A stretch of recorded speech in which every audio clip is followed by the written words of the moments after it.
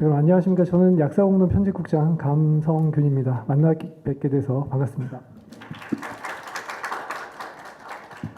이제 선배들이 들려주는 약사 이야기 명사특강이 오늘로 벌써 11회차 행사입니다. 그 1년 스케줄로 마련한 장기 프로젝트고요. 이제 오늘 행사를 제외하면 이제 단 한 번 남아 있습니다.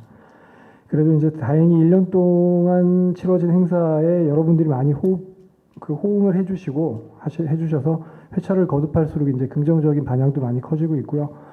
다만 이제 이번 11회차 행사는 역대 이제 저희 연자분들 중에 가장 훌륭하신 선배님을 모셨는데 시험 일정이나 이제 이런 부분들하고 겹치다 보니까 당초 이제 신청 인원보다는 많이 참석하지 못해서 그런 부분이 좀 아쉽기는 합니다. 어쨌든 앞으로도 약사공론 그리고 위드팜 그리고 약대협은 명사특강 행사가 더욱 활성화될 수 있도록 최선의 노력과 준비를 다하도록 하겠습니다. 자, 그럼 행사를 시작하도록 하겠습니다. 국민의례는 생략하고요. 오늘 참석하신 내빈분들 소개해드리겠습니다. 약사공론 이영철 사장님 나오셨습니다.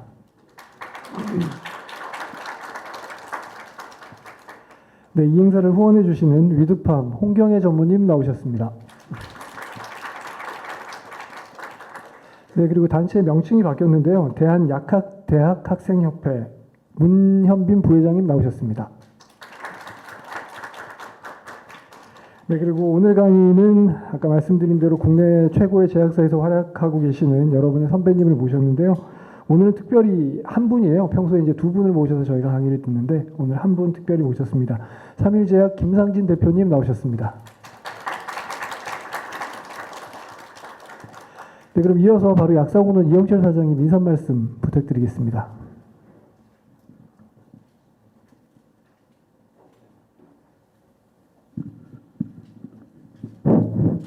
예, 반갑습니다.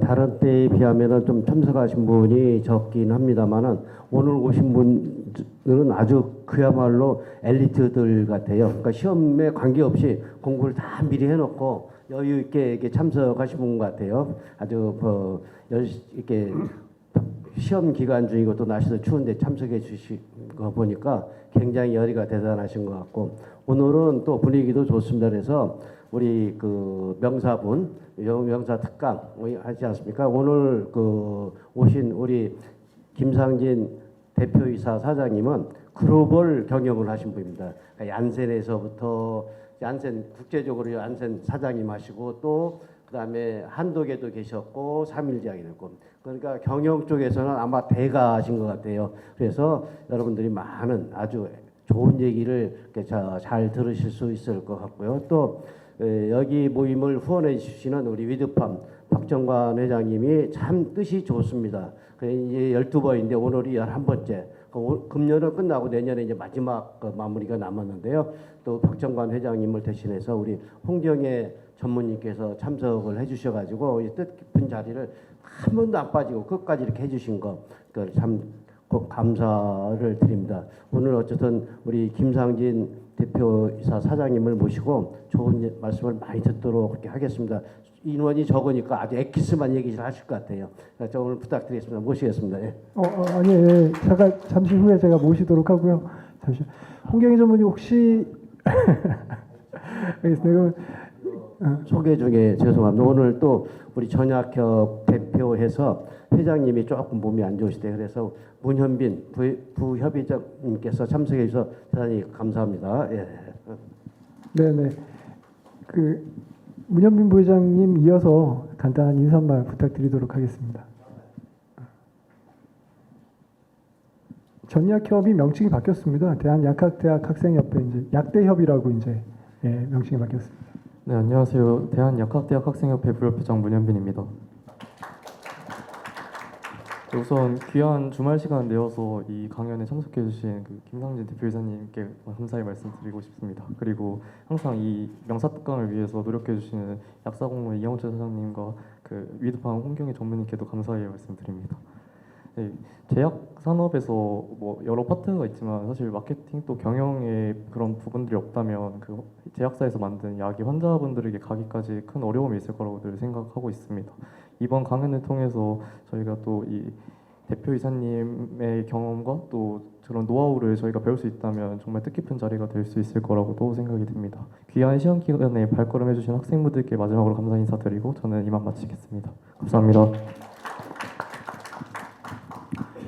네, 그럼 명사특강 11회 첫 번째 시간, 11회 국내 제약바이오업계 대표 중견제약사인 삼일제약 김상진 대표님이 뜻깊은 이야기를 전해주시겠습니다. 오늘 강의는 아까 말씀드린 대로 단독으로 진행이 되고요. 중간에 잠깐 휴식을 갖고 2시간에 걸쳐 이어가도록 하겠습니다. 김상진 대표님을 연단으로 모시겠습니다. 큰 박수로 맞이해 주십시오. 네, 잠깐 양력을 소개드리겠습니다. 김상진 대표님은 1989년 서울약대 제약학과를 졸업하셨습니다.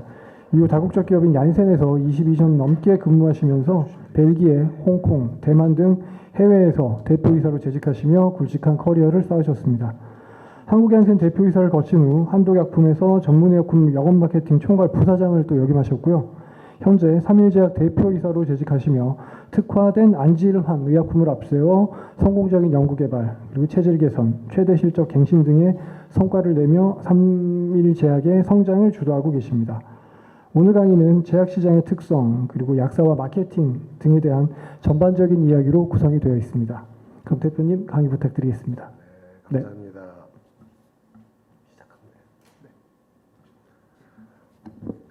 안녕하세요. 저는 방금 소개받은 김상진이라고 하고요. 삼일제약을 지금 근무하고 있습니다. 그래서 오늘은 사실은 좀 편안하게 제약회사에서 근무한 게 어떤 건지 제가 좀 소개해드리고 마케팅. 그래서 중간중간에 여러분들 질문해 주시면 제가 아는 범위 내에서 답변 드리면서 진행하도록 하겠습니다. 네. 먼저 제 소개 드리면은 서울대학교 약학대학 제약학과를 1989년도에 졸업을 했어요. 그래서 지금 업계에는 딱 올해가 33년 됐습니다. 그래서 굉장히 오래 근무했죠. 그렇죠? 33년 근무를 했고 첫 번째는 얀센에 있었습니다. 그래서 22년 6개월을 얀센에 있었는데 얀센에 있으면서는 한국에도 있었고 운이 좋아서 제약회사에는 그런 것들이 있어요. 제가 여기 벨지움이라고 한 1년 반 가서 근무를 했는데 제약회사에서는 인터내셔널 디벨롭먼트 프로그램 그래서 아시아 지역에서 뭐 한두 명 뽑아서 본사에서 근무할 수 있는 그런 좋은 기회가 있어서 벨기에 가서도 근무를 했었고 얀센에서 홍콩, 대만 지사장을 했었어요. 그래서 홍콩에 2년, 대만에 2년 반, 그래서 한 4년 반. 그래서 토탈 해외에서 한 6년 정도 근무를 했었고요. 그래서 얀센 근무한 다음에 그 이후에 한독에서 한 4년 근무를 했습니다. 그래서 사실은 얀센에서는 외자사기 때문에 자기네가 개발한 약을 한국에 들여와서 마케팅을 하고 발매하고 뭐 프로모션하는 역할을 하는 거에 비해서 한독에서는 사실은 많은 파트너사랑 같이 근무하는 경험을 해봤었어요. 그래서 실제로 마이크가 예 무슨 주시나요? 그래서 한독에서는 사실은 그런 다양한 13개 정도 외자사의 제품을 코프로모션하는 그래서 그러면서 저로서는 사실은 파트너사를 관리하는 이런 경험을 한독에서 많이 해봤고요. 지금 원래는 저는 사실은 은퇴를 했었어요. 한독 관두면서는 이제 좀 쉬자. 그런데 이제 어떤 사정이 있어서 한 2년 정도 쉬다가 3일에 온 지 지금 딱 5년이 됐습니다. 그래서 3일에서 여러분들 제약회사 많이 있죠. 우리나라에 제약회사 많이 큰 회사들도 있고 근데 의외로 좋은 작은 회사들도 있습니다. 삼일제약은 76년이 됐고요. 그 다음에 굉장히 조금 그 의약 분업 이후에 기회를 조금 놓치면서 성장이 정체됐었는데 지금 다시 제가 와서 한 5년 동안 한 900 몇십억에서 지금 한 2천억까지 됐어요. 그래서 굉장히 탄탄한 작은 회사들도 많이 있다. 그래서 한번 그렇게 봐주시면 좋을 것 같고 이 제가 여기다가 most favored principle 하는 거는 약대 후배님들한테 제가 하나 얘기해주고 싶었던 게, 제가 선배님들 잘 만나서 잘 배운 것 중에 하나가 나만의 원칙을 정해보는. 그래서 제가 평생 33년 동안 일을 하면서 제가 좋아하는 원칙들이에요. 그래서 직원들한테도 굉장히 강조하고, 이걸로 같이 한번 너만의 원칙도 만들어봐라. 그래서 여러분, stay hungry, stay foolish 누가 한 말인지 아세요? 제가 홍콩에서 이 말을 막 썼었어요. 홍콩 지사장 하면서 stay hungry 해라. 계속 갈망하고 좀 멍청할 정도로 집중해서 일을 해봐라. 그래서 제가 한 2년 동안 이 얘기를 하니까 직원들이 제가 하는 말인 줄 알았어요. 사실은 스티브 잡스가 한 말이에요. 그래서 대학 졸업 축사를 하면서 스티브 잡스가 stay hungry, stay foolish란 말을 썼는데, 저는 사실은 일을 하면서 이게 굉장히 중요한 것 같아요. 끊임없이 내가 갈망하고 내 스탠다드를 높여가고 도전하고, 그래서 성장하는. 그래서 이걸 굉장히 강조하고, fight well, we will win 하는 거는 사실은 마케팅에서는 굉장히 중요한 거예요. 저게 여러분들이 모든 고객들한테 우리 제품이 1등을 할 수는 없어요. 그러면 우리 제품을 받아들이고 1등을 할 수 있는 고객을 선정을 해서 리소스를 거기에 집중하는, 그래서 세그멘테이션 앤 타겟팅을 할 때 가장 중요한 제가 생각하는 격언이에요. 제발 경쟁하려면 네가 이길 가능성이 높은 곳에 가서 해라. 그냥 아무 데나 가서 아무 고객한테 가서 디테일하고 프로모션 한다고 해서 우리가 이길 수 없다. 그래서 이길 수 있는 곳에 가서 해라 하는 게 제 원칙이고, 70% 알코올은 사실은 뭘 이렇게 준비하다가 한참 준비하고서 시기를 놓치는 경우가 많아요. 그래서 알코올 여러분들, 저는 사실은 워낙 술을 좋아해서 학교 다닐 때 별명이 술퍼맨이었어요. 하도 술을 많이 먹어서. 근데 알코올은 요즘에 17도, 18도 먹잖아요. 그죠? 머크 알코올 여러분들 실험실에서 쓰는 건 99점 몇 프로까지 돼야죠. 그럼 먹을 수 없어요. 용도가 다 다른 거예요. 그래서 이 70% 알코올의 뜻은 뭐냐면, 한 70% 정도 준비되면 실행해라. 모든 데이터가 있는 게 아니다. 모든 플랜이 완벽할 수 없다. 그러면 어느 정도 준비되면 실행해 가면서 고쳐라. 그래서 이것도 직원들한테 제가 많이 강조하는 거고, 즐겁게 일하자. 오센틱 리더십은 최근에 리더십 얘기할 때 굉장히 강조하는 것 중에 하나예요. 진정성 있는 리더십. 그래서 예측 가능한. 저 사람이 오늘 기분이 굉장히 나빠가지고 갑자기 짜증을 내면 흔들릴 거 아니에요, 직원들도. 그래서 항상 예측 가능하게 진정성 있는 리더십을 보여라. 센스 오브 어전시는 사실은 이런 거예요. 상황이 바뀌었으면 행동도 바뀌어야 돼요.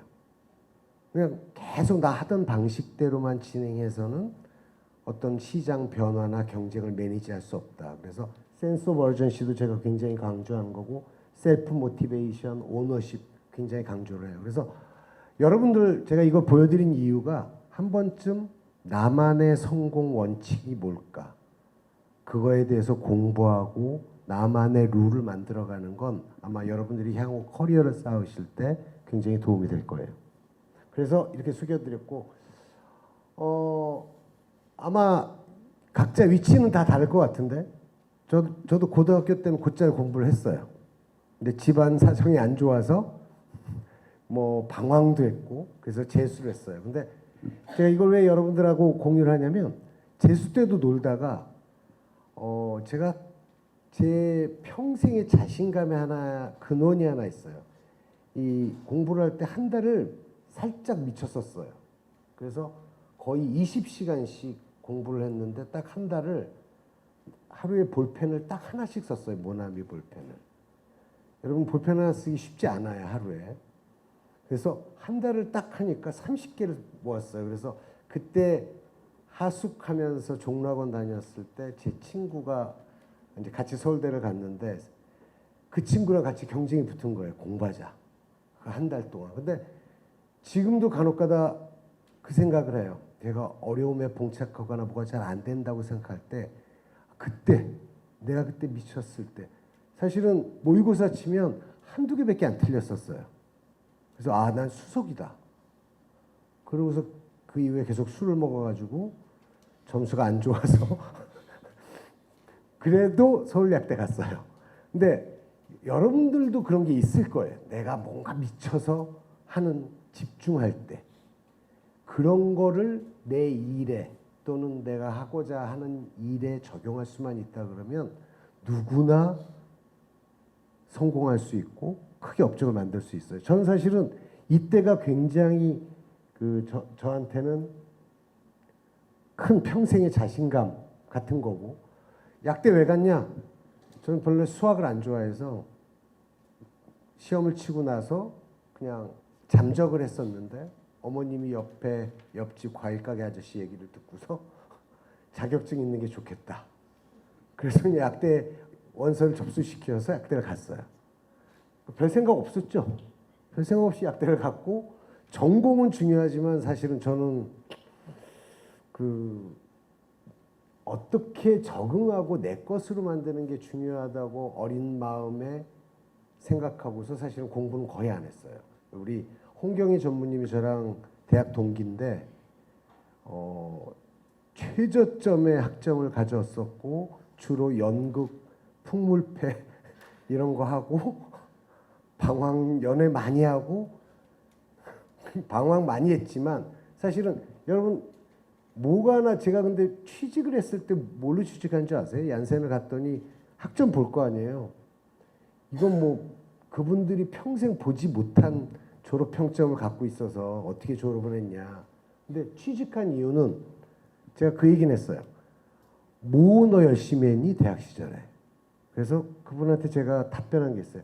400권 읽었습니다. 책을. 저 대학교 때 딱 400권 읽었어요. 인문학 서적을. 전공 서적은 아니더라도. 그러면 1년에 100권씩 읽은 거예요. 그러면 나름 그래서 막 물어보시더라고요. 책에 대해서. 그래서 제가 막 답변을 했더니 아, 그러면 넌 한번 뭔가 해볼 수 있겠구나. 그래서 여러분들의 그게 뭘까? 내가 나만이 가진. 저는 사실은 그거 하나로 들어갔고 대학만 졸업했어요. 아마 사장 중에 가방끈이 제일 짧은 사람이 절 거예요. 학부만 졸업했어요. 석사도 안 했고 대부분 MBA를 하거나 뭐 야간 MBA라도 하는데 그런 것도 안 했어요. 그 대신 지금도 저는 사실은 아까 슈퍼맨이라고 그랬죠. 제약회사에선 직원도 많고 술 먹을 기회가 많아요. 근데 1년에 최근까지도 한 50권씩은 책을 봐요. 1년에. 그럼 일주일에 한 권씩 보고서 독후감을 직원들하고 공유를 해요. 왜냐하면 제 경쟁력은 그거 하나밖에 없는 거예요. 그죠? 그래서 제 일에 관한 마케팅, 음악, 미술. 그래서 전 책은 한 30년 동안 그 정도 읽어서 한 1,500권 정도는 읽은 것 같아요. 그래서 대학 시절까지 포함하면 한 2,000권. 근데 내가 여러분들한테 우리 후배님들한테 얘기하고 싶은 건 사실은 책은 보셔야 돼요. 책을 내가 읽는 걸 습관으로 만든다 그러면 여러분들의 경쟁력은 엄청나게 올라갈 거예요. 저는 그거 하나로는 사실은 누구보다도 뒤지지 않는다고 생각을 해요. 그래서 월급 많이 준다고 해서 얀센에 갔어요. 그 당시에 얀센이 월급을 무지 많이 줬어요. IBM 수준으로 줬어요. 그래서 국내 제약업계에서는 사실은 비교할 만 하지 않아서 얀센을 잘 모르고 그냥 갔어요. 월급 많이 준다 그래서. 그래서 취직해서 쭉 일을 했는데 쉽지 않아요. 그죠? 힘들고 영업하러 다니고 고객 의사들 만나고 약사들 만나고 쉽지 않은데 저한테는 굉장히 좋은 것 중에 하나가 이 제약업에 대한 의미를 체질적으로 가질 수밖에 없어요. 저희 가족 중에 한 명이 여러분 에필랩시라고 간질이 있었어요. 외상성 간질, 어려서 다쳐서. 근데 그게 얼마나 가족들한테 고통을 주는 일인지 여러분들 알 거예요. 아마 주변에 혹시 환자가 있으면.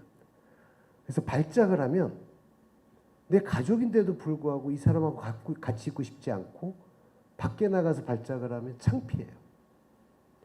근데 이 어린 마음에도 그 창피하다는 게 양가 감정이 있는 거예요.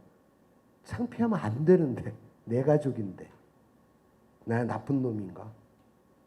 그래서 사실은 나중에 이 수술을 해서 완치가 됐어요. 감마 나이프 수술을 받았고 약을 먹어요. 근데 그 약이 얼마나 큰 발작을 줄여주고 그 환자뿐만 아니라 그 가족들한테도 임팩을 주는 건지. 그래서 저는 사실은 약업계에 대해서 제가 일을 하는 거에 대해서 스트레스를 그런 일의 의미나 프라이드를 갖고 버텼던 것 같아요.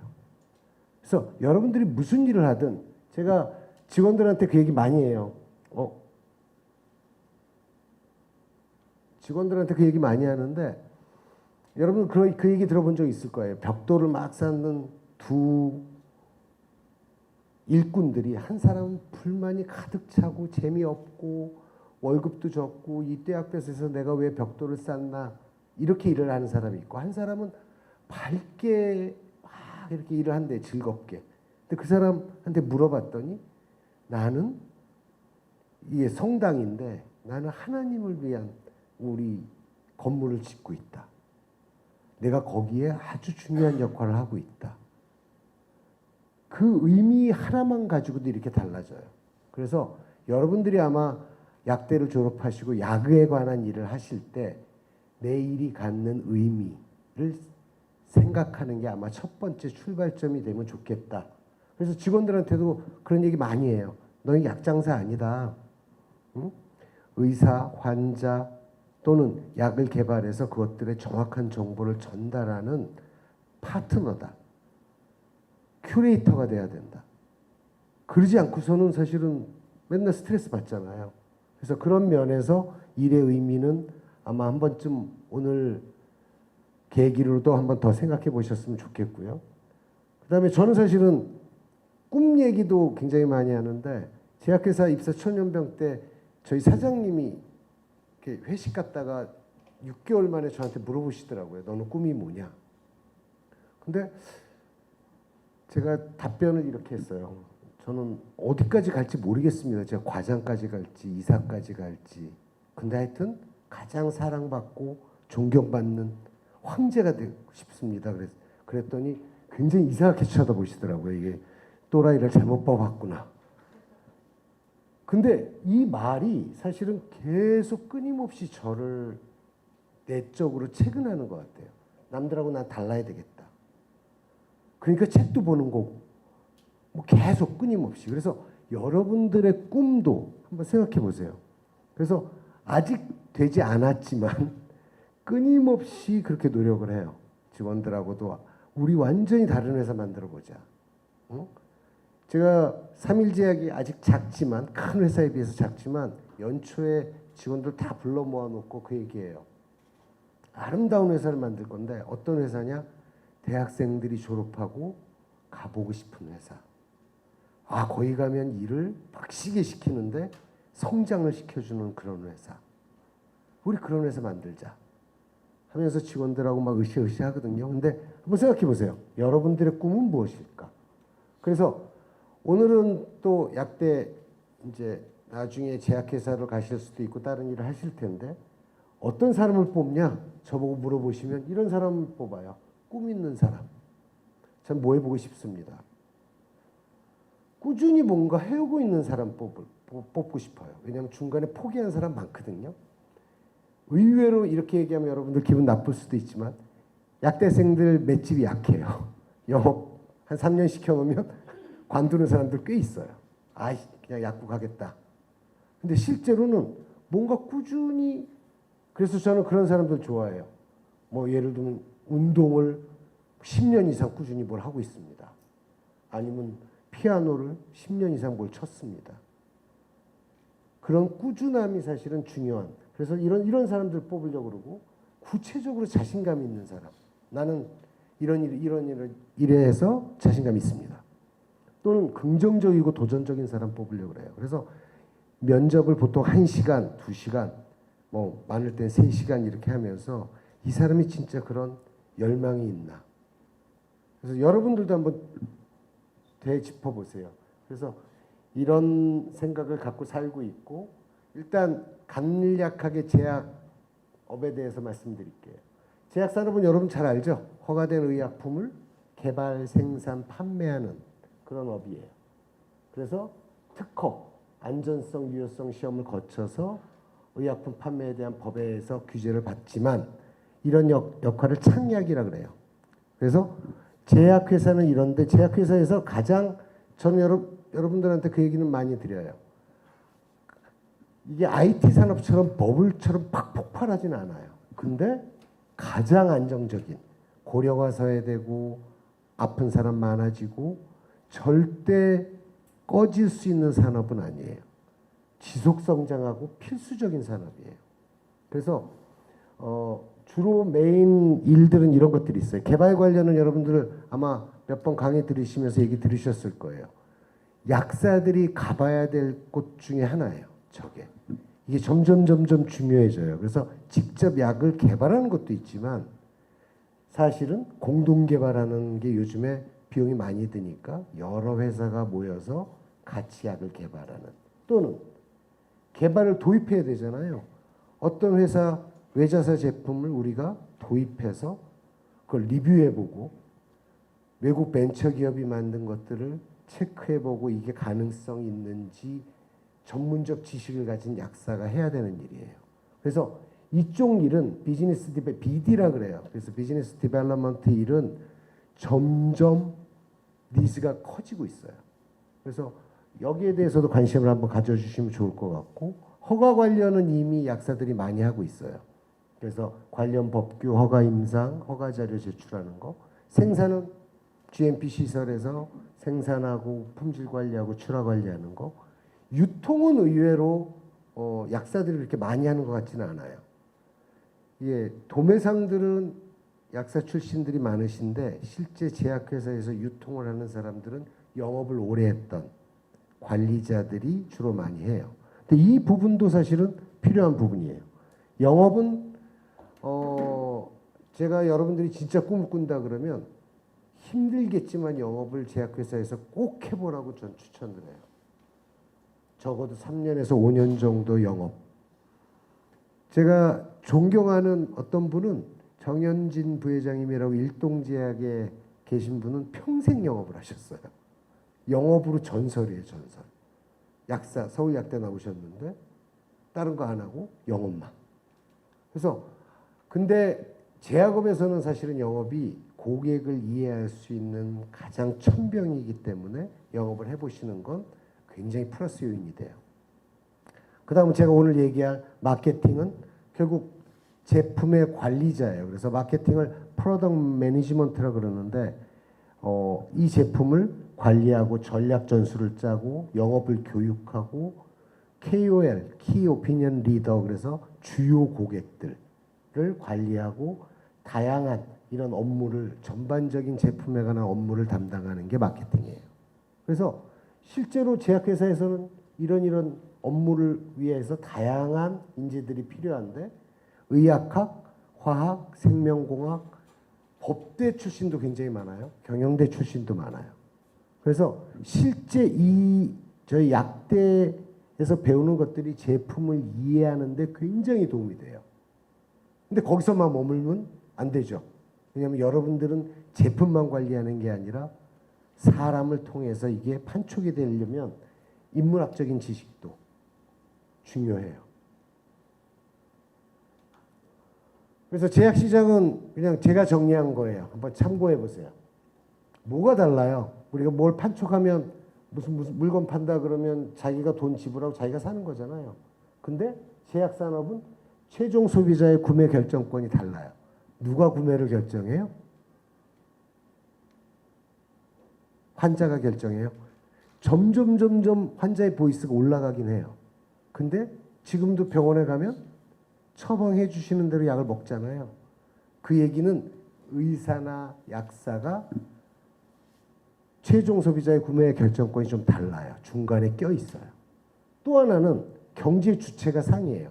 그냥 내 주머니만 나가는 게 아니라 어떻게 나가죠? 뭐라고요? 그렇죠. 국가에서 보험 재정에서 나와요. 그렇기 때문에 실제로는 주체가 여러 가지이기 때문에 스테이크 홀더의 영향을 받아요. 그래서 어떤 약은 예를 들면 임상적 효과가 떨어진다 그러면 보험에서 삭제되거나, 비싼 약들 요즘에 나오죠. 여러분들 신문 보면 막 1년에 20억 이런 약들을 개인이 내고 할 수가 없잖아요. 그럼 그걸 허가해주고 국가 재정에 보험에 포함시키는 결정을 정부가 하게 돼요. 의사단체나 약사단체에 자문을 구해서. 그래서 실제 상이하기 때문에 복잡해요. 또 하나는 의약품은 생명에 직접적인 영향을 미치기 때문에 철저하게 에비던스 베이스여야 돼요. 그러니까 임상 과정에 돈도 많이 들고 철저하게 임상을 통해서 거쳐야 되기 때문에 엄격한 규제가 있는 사업이에요. 그래서 여러분들 규제가 있다 그러면 힘들겠죠. 내가 뭐 만들어서 그냥 파는 것보다. 근데 그 대신 그 엔트리 베리어가 높기 때문에 먼저 들어가서 잘하면 훨씬 더 공고하게 리더십을 유지할 수 있어요. 그래서 장단점이 있는 거예요. 그래서 제약산업은 이렇다. 그래서 마케팅에 대해서 제가 얘기를 하려고 그러면 사실은 거의 며칠을 얘기해도 다 못할 것 같아서 간략하게 얘기 드리면, 여러분 마케팅 잘 알겠죠? 제품을 생산자로부터 소비자에게 원활하게 이전하기 위한 기획 활동, 시장 조사, 상품화 계획, 선전 판촉, 이런 것들을 전반을 아우르는 걸 마케팅이라 그래요. 근데 이 박스 친 게 제가 생각하는 33년을 마케팅하고 나서 제가 생각하는 거예요. 고객의 제품에 대한 퍼셉션을 창조하는 거예요. 그죠? 그래서 이걸 강화하고 유지하기 위한 모든 활동. 그걸 하기 위해서 뭐 해야 돼요? 시장이나 기회 요인을 분석해야 되고, 시장을 세분화하고, 표적 시장을 선정하고, 전략 전술을 짜서 실행하는 일련의 활동. 어렵죠? 안 어려워요. 여러분들 다 알고 있는 게 마케팅이에요. 자, 여기서 그 휴대폰 지금 삼성 거 쓰시는 분 손 들어보세요. 맞네. 애플 거. 그죠? 왜 그걸 써요? 실제로는 그게 그렇게 다르지 않아요. 근데 우리는 다르다고 얘기해요. 그죠? 나는 이런 이유 때문에 애플을 써. 난 이런 이유 때문에 이 옷을 입어. 근데 그게 사실은 결국 여러분들이 가지는 그 제품에 대한 퍼셉션이에요. 그 퍼셉션에 영향을 주고자 하는 게 마케팅이에요. 그래서 실제로 내가 좋아하는 브랜드 제품은 이성적인 판단보다는 감성적인 요인도 상당히 포함되어 있어서 이런 것들이 어떻게 영향을 주는 광고를 하고 디자인하고 메시지를 만들고 하는 게 마케팅이에요. 여러분 약을 특허가 풀리면 제네릭이 쭉 나와요.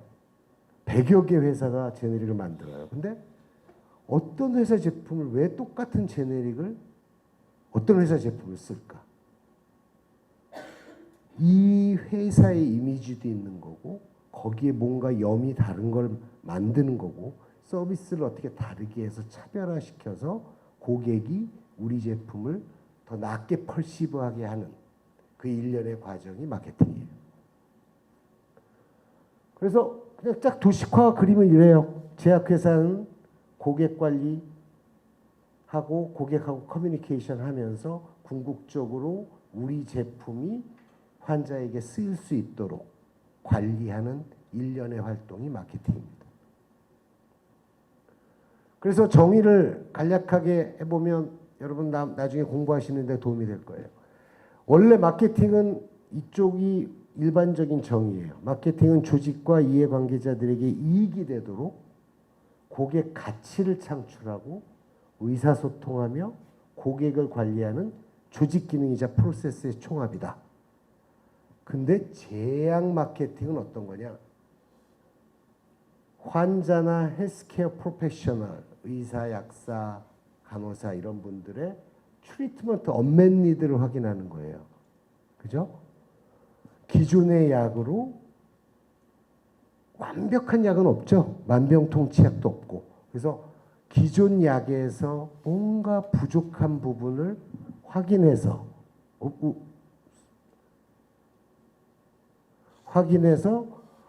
옵티멀 솔루션을 제공하는. 그래서 이런 환자한테는 저희 약이 이런 차별성 때문에 더 낫습니다 하는 이런 솔루션을 제공함으로써 헬스케어 프로페셔널이 환자의 트리트먼트 언맷 니드를 인식하도록 하고 더 나은 치료를 할 수 있는 환경을 조성하는 게 제약 마케팅이에요. 쉽죠?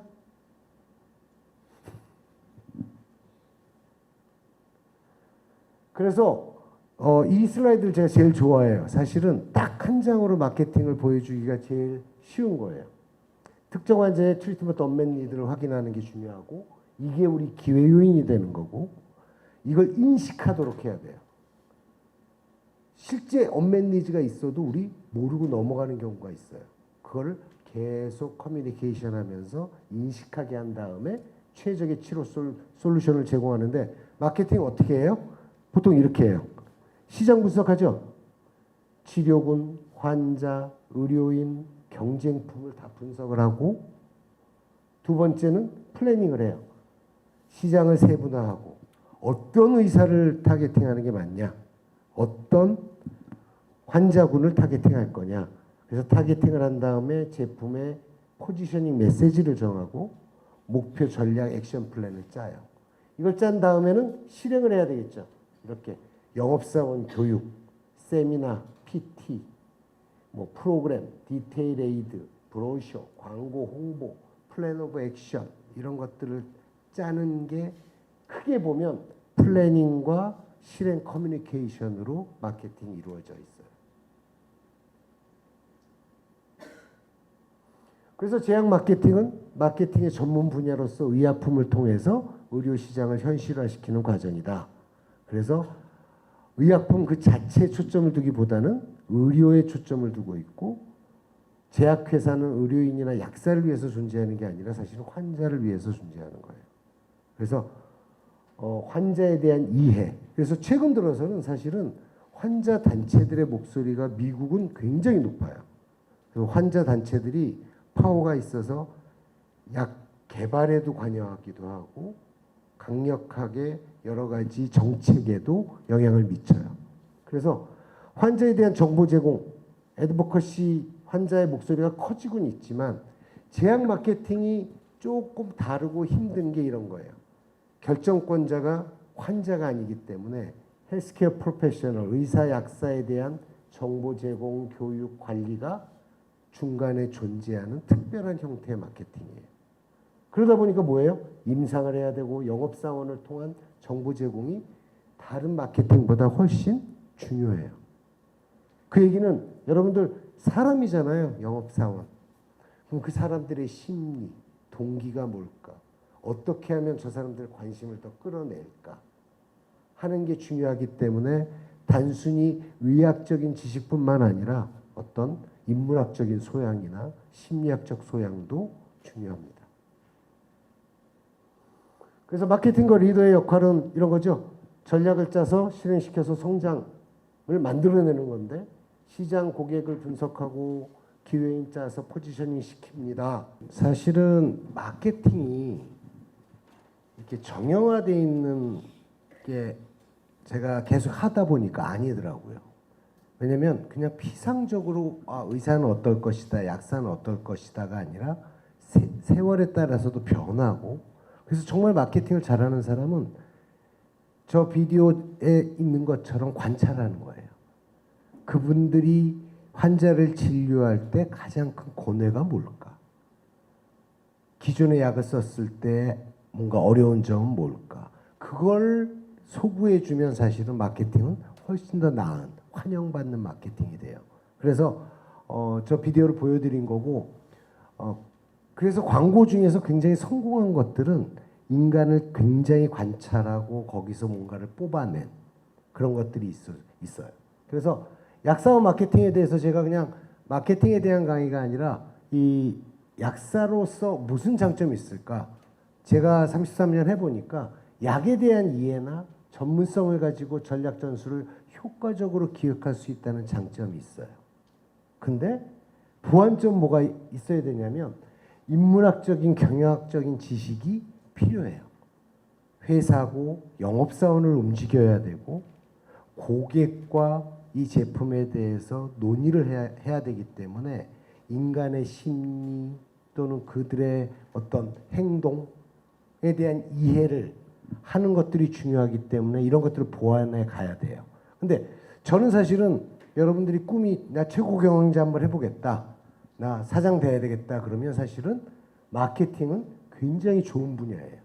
회사에서 그 비즈니스를 기획하는 파트이기 때문에 가장 유망한 거고 4차 산업혁명에서도 강화되어야 되는 분야라고 저는 생각을 해요. 왜냐하면 여러분 빅데이터 막 얘기하죠. 근데 저희 직원들도 어떤 데이터 막 분석해가지고 오는데 이걸 어떻게 써야 될지 어떤 분석이 필요한지에 대한 인사이트이 없으면 데이터는 의미가 없어요. 그래서 실제로 4차 산업혁명 데이터가 이렇게 어베일러블하고 이게 분석한다 하더라도 좋은 마케터는 정말 중요한 거예요. 이 사람이 방향을 잡고 어떤 데이터를 분석하고 그걸 토대로 전략을 만들어내기 위해서는 굉장히 중요하다. 그래서 저는 사실은 제약회사의 마케터는 약사로서 굉장히 전망이 유망한 거다. 근데 어떤 사람이 마케팅해야 되나? 제가 생각한 걸 적은 거예요. 그냥 뭔가를 통합하는 거 좋아하고 주도하고 뭔가 차별화시키려고 하는 사람 또는 전략적으로 일하고 싶은 사람 경영적으로 성공하고 싶은 사람. 그래서 맨 뒤 슬라이드 2장에 가면 제가 생각하는 이런 사람이면 마케팅에 관심을 더 가져보십시오 하는 슬라이드가 나올 거예요. 그래서 이게 제가 앞부분까지가 그냥 개괄적으로 얘기하는 마케팅이었고 뒷부분에서는 짧게 여러분들하고 제가 33년 영업하고 마케팅하면서 어떻게 하면 잘할 수 있을까? 어떤 스토리를 제가 직원들하고 주로 공유하고 동기부여하고 같이 뛰었는지 주로 책 얘기하고 몇 가지 스토리를 여러분들하고 공유하는 거를 후반부에 브레이크 이후에 간단히 얘기를 나누도록 하겠습니다. 네. 네, 감사합니다. 그 대표님 말씀 잘 들었고요. 혹시 일부가 얘기하신 부분 관련해서 궁금하신 거 있으세요? 뭐 2부 끝나고도 편하게 질문하실 기회를 드릴 텐데 혹시 지금 꼭 물어봐야겠다 하시는 거 있으세요? 네, 좀 더 고민해 보시고 이따가 질문하시는 걸로 하고 그러면은 저기 잠깐 5분 정도 쉬고 2부 강의 시작하도록 하겠습니다. 네, 감사합니다.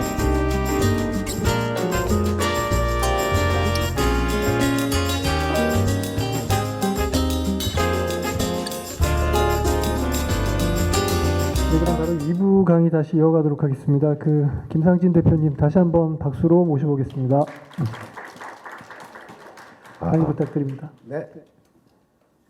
그래서 오늘은 한번 여러분들이 앞으로 커리어를 쌓는데 참고될 만한 그 다음에 제가 회사에서 직원들하고 공유했던 대표적인 스토리나 이런 것들을 한번 공유 드릴 테니까 한번 참고 한번 해보세요.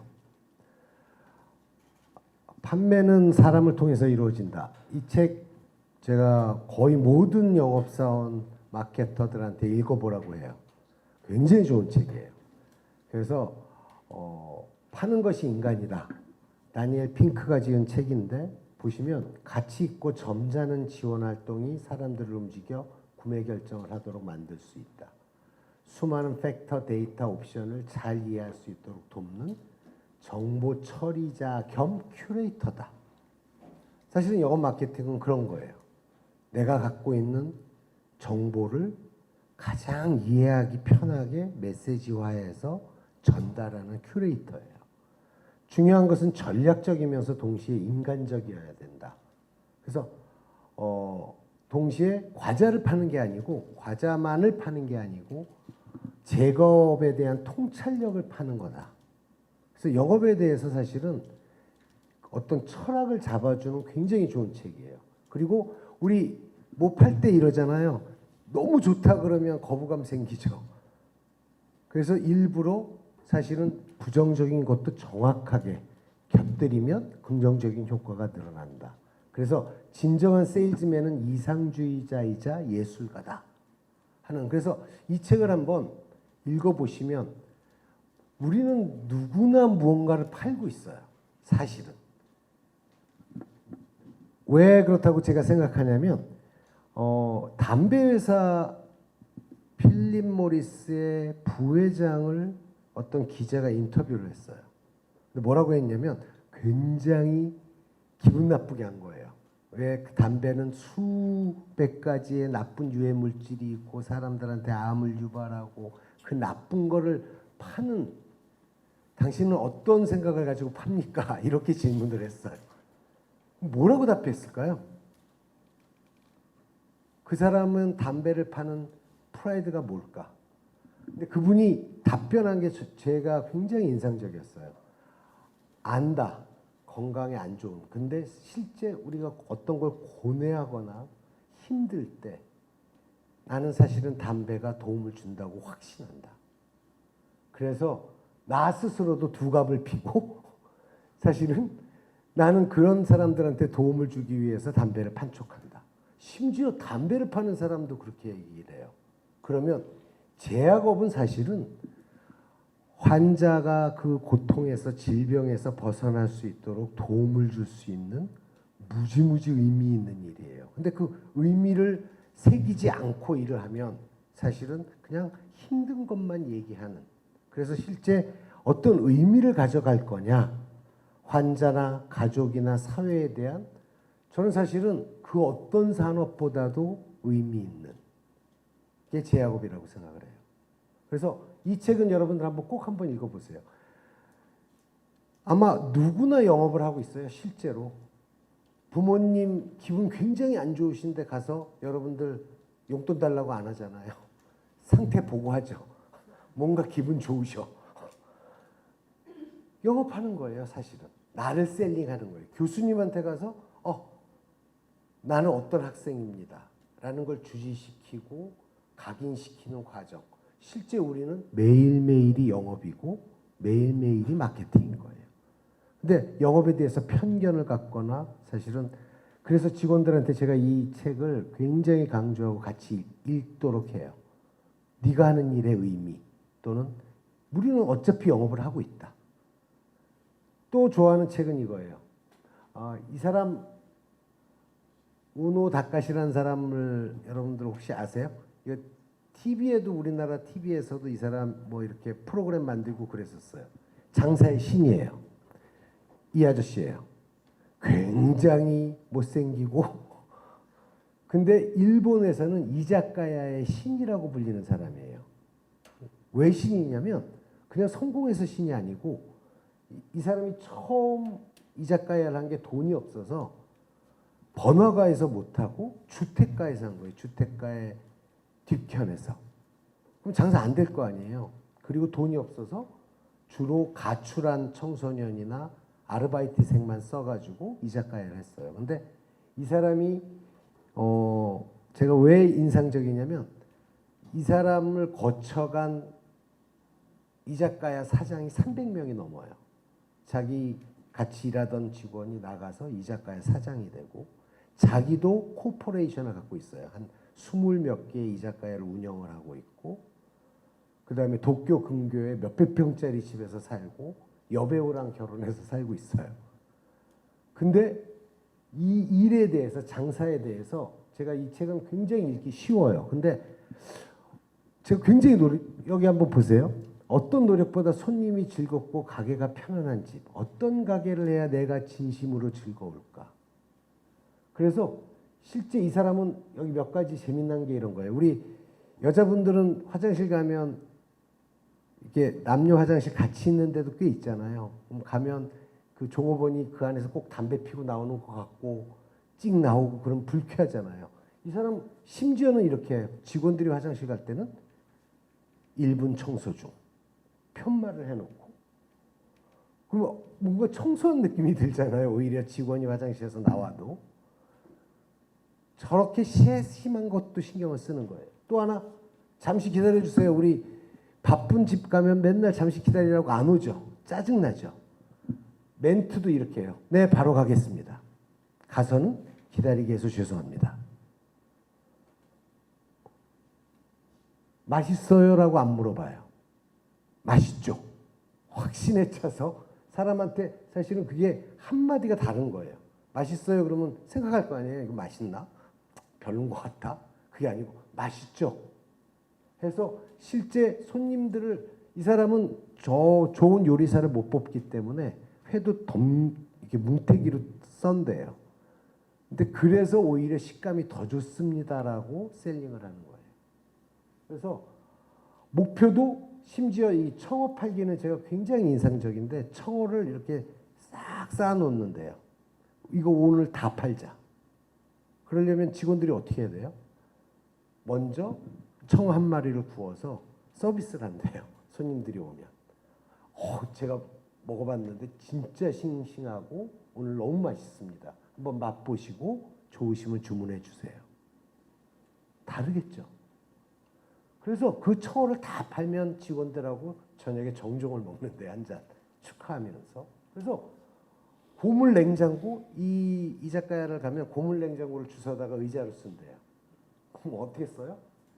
위에 앉고 문을 열어서 거기다 백 같은 것도 보관시키고, 그래서 뭐든지 활용하고 차별화시키는 대표적인 사람이에요.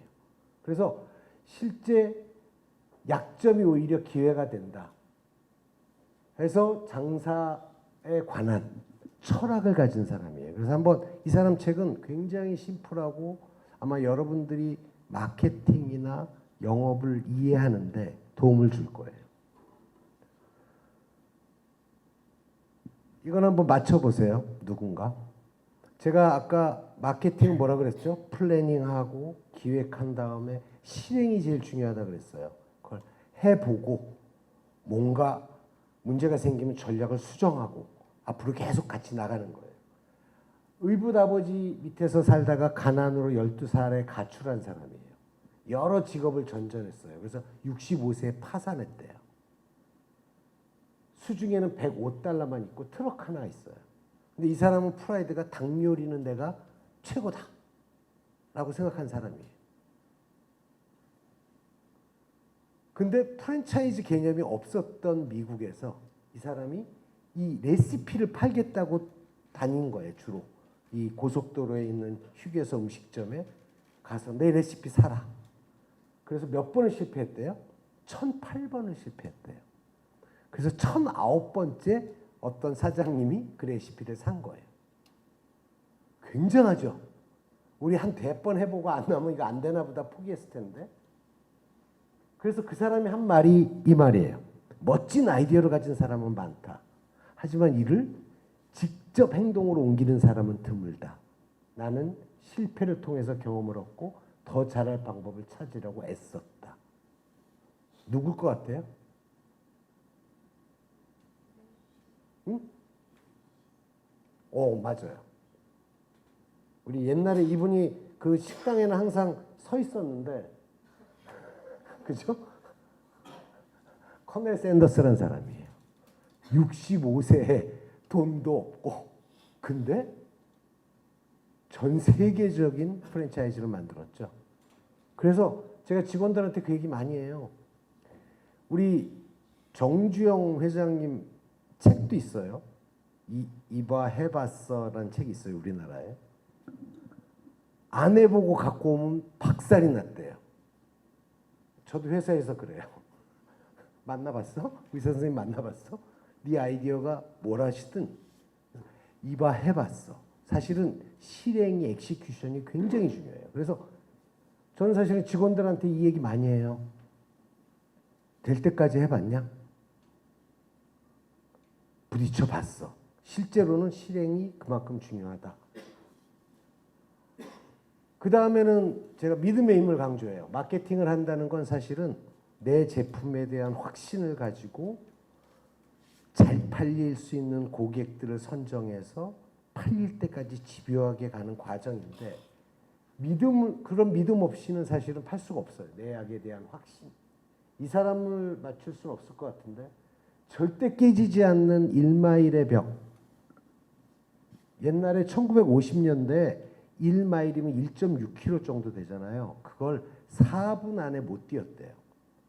그래서 마의 4분 벽이라 그랬는데 이 사람은 의대생이에요. 그냥 아마추어 의대생. 그래서 신경과 의사가 됐고 나중에 신경과 교과서도 썼어요.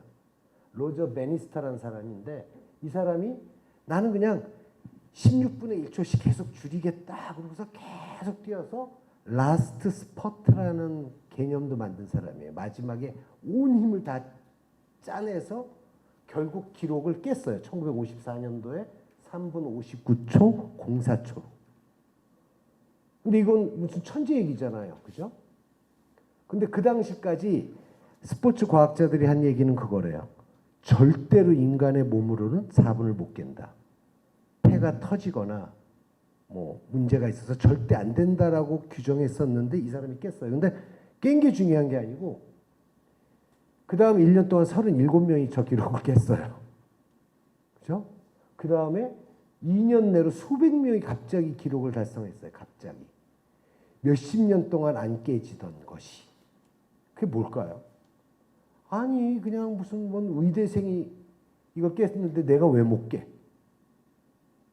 그러면서 그 믿음 가지고 사람들이 뛰다 보니까 수백 명이 달성했어요. 이전에 못하던 걸.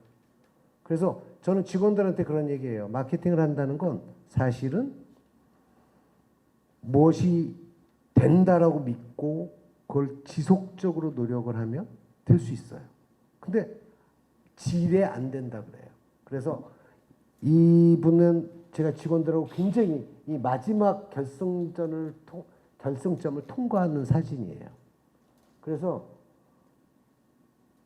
로저 베니스터라는 사람이 한 말이에요. 노력이 지겨워질 때조차 한 걸음 더 나아가도록 자신을 독려할 수 있는 사람만이 승리를 할 수 있다. 찰스 다윈이 한 말도 직원들하고 제가 얘기 많이 해요. 아주 심한 바보를 제외하고 여기는 그런 사람 없겠죠? 심한 바보를 제외하고 사람의 지성은 개인차가 별로 없다. 단지 열정과 성실함의 차이가 있을 뿐이다. 그래서 그런 믿음 때문에 사실은 뭔가 여러분들이 꾸준히 한다 그러면 제약회사는 여러분들의 굉장한 기회의 장이 될 거예요. 그래서 한 10가지, 이건 제 레슨이에요. 제가 이걸 가지고 데일리팜에 기사를 한번 10번 연재한 적이 있는데 제가 마케팅을 하다 보니까 마케팅은 내가 생각하기엔 뭐다 해서 이걸로 아마 데일리팜 들어가시면은 어디에 김상진이 이렇게 치면 10개의 칼럼이 있을 거예요. 근데 그거 보시면 첫 번째는 저는 꿈이라고 생각해요. 꿈과 사랑, 내 제품에 대한 사랑, 내 직원들에 대한 사랑, 고객에 대한 사랑. 제가 원래는 저는 의사가 되고 싶었었어요. 집이 망하기 전에. 근데 지금 와서 생각해 보면 사실은 의사로 사는 삶이 그렇게 좋은 것만은 아니에요. 왜요? 하루 종일 나쁜 환자 봐야죠. 잘못하면 죽기도 하죠. 의대 교수님들 몇 시에 출근하는 줄 아세요? 대부분 다 6시 전에 출근해요. 회진 돌고 뭐하고 준비하고. 그래서 실제로는 개인의 삶으로 보면 사실은 그렇게 여유 있고 행복한 삶이 아니에요. 근데 그런 분들에 대한 이해를 하니까 때로는 막 이상한 의사들도 있어요. 근데 저는 사실은 이해하고 더 좋아지기 때문에 제 일도 좋아져요. 그래서 마케팅 꿈과 사랑이고 크게 생각하고 작게 실행하라고 그래요. 제발 꿈은 크게 꾸는데 일은 그래서 원래 그런 말 있죠, 여러분. Think big, act big 그러는데 저는 반대로 얘기해요. Think big, act small. 작게 시작해서 작은 성공 만들고 더 나아가라. 속도와 규모로 차별화하라. 차별화하기 정말 쉽지 않아요. 만약에 똑같은 제네릭이 있는데 그럼 마케팅 어떻게 하냐? 그러면 저한테는 그래요. 잘 되는 프로그램을 10배 해라. 뭐 예를 들면 뭐 그 다음에 심포지움을 한다마니 그러면 심포지움을 한 번 해서 효과 있다고 생각하면 다른 거 다 관두고 20번 할 아이디어를 갖고 와봐라. 그러면 사실 그것만으로도 차별화돼요. 근데 우리 마케팅하는 친구들이 제일 많이 실수하는 게 모든 걸 깨작깨작 다 하는 거예요. 그냥 뭐 심포지움도 하고 세미나도 하고 라운드 테이블도 하고 모두. 근데 경쟁사도 다 하거든요. 그리고 심지어 큰 회사는 돈이 더 많으니까 더 많이 해요. 그래서 제가 항상 얘기하는 건 따라하지 마라. 한미를 이기려면 한미하고 다르게 뭐 하나로는 우리가 압도적으로 해라. 차라리.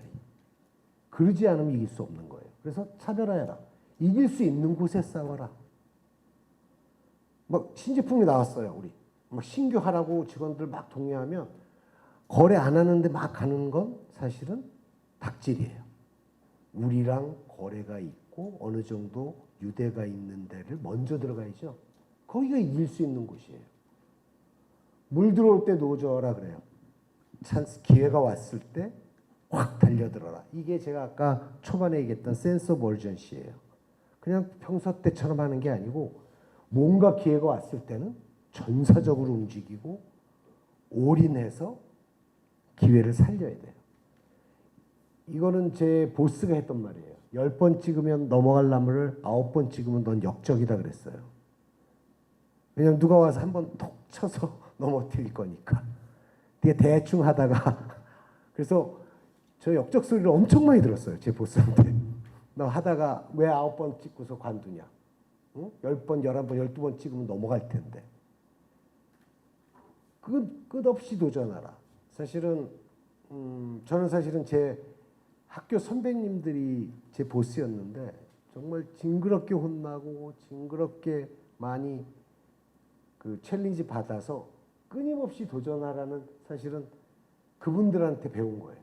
그래서 실제로 얼마 전에 여러분들한테 에피소드를 얘기하면 제가 마케팅 팀장이 됐을 때 무슨 발표를 하는데 그 사장님이 아시아 사장이 되고 나서 직원들 다 있는 데서 저를 챌린지를 하기 시작했는데 제가 답변을 못했어요. 그 중요한 미팅이라 슬라이드 한 50장을 만들어가지고 거의 밤 며칠 새서 만들었는데 첫 번째 슬라이드에서 걸린 거예요. 그래서 한 2시간 동안 서서 챌린지를 당하니까 이게 옷이 땀으로 다 젖었더라고요. 이렇게 나중에 나와 보니까. 그러고서 마지막 멘트가 너무 충격적이었어요. 난 너같이 깊이 없는 놈하고 일하기 싫어. 그 이후에 저한테 제일 큰 화두는 깊이였어요. 깊이.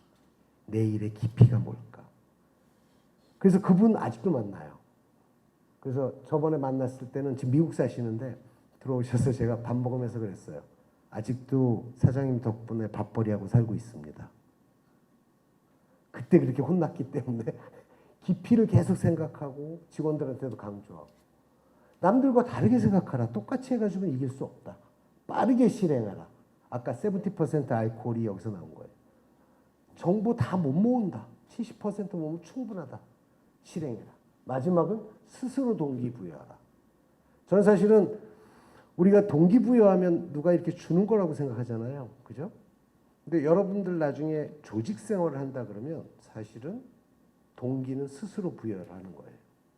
누가 주는 게 아니고. 제가 마케팅 팀장 한 3명, 4명이 같이 할 때 사장님 방에 매주 월요일 날 들어가서 챌린지를 당하면 한 2시간씩 혼났어요. 3명이. 그러면 그 비서가 이제 막 울고 나오기도 하고 얼굴 빨개져서 나오기도 하고 근데 비서가 그러더라고요. 나보고 문외하라 그러더라고요. 문외하. 그래서 그게 무슨 뜻이냐 그랬더니 나오자마자 막 이렇게 막 난리가 났는데 나오면서 그런대요. 비서한테 야 밥 먹으러 가자. 그래서 저 사람은 제가 스트레스 제일 많이 받아요. 근데 발상의 전환을 하지 않으면 회사 못 다녀요. 그럼 그 당시 어떻게 했냐면 저분이 나한테 애정이 얼마나 넘치니까 저렇게 2시간 동안 지랄 발광을 할까. 그게 박재화 사장님이에요. 박재화 사장님이 그렇게 혼냈어요.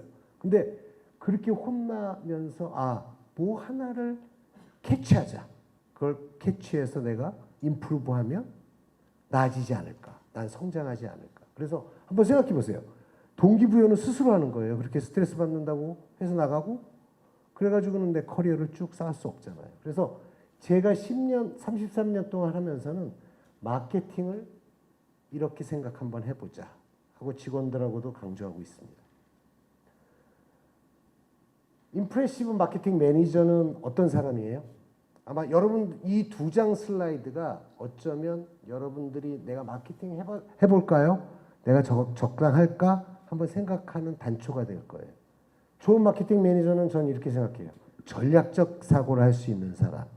현상에 매몰되지 않고 큰 전략적 사고를 하면서 깊이 있는 분석을 하는 사람. 팀원들의 역량을 세밀하게 관리하고 개발해 주는 사람.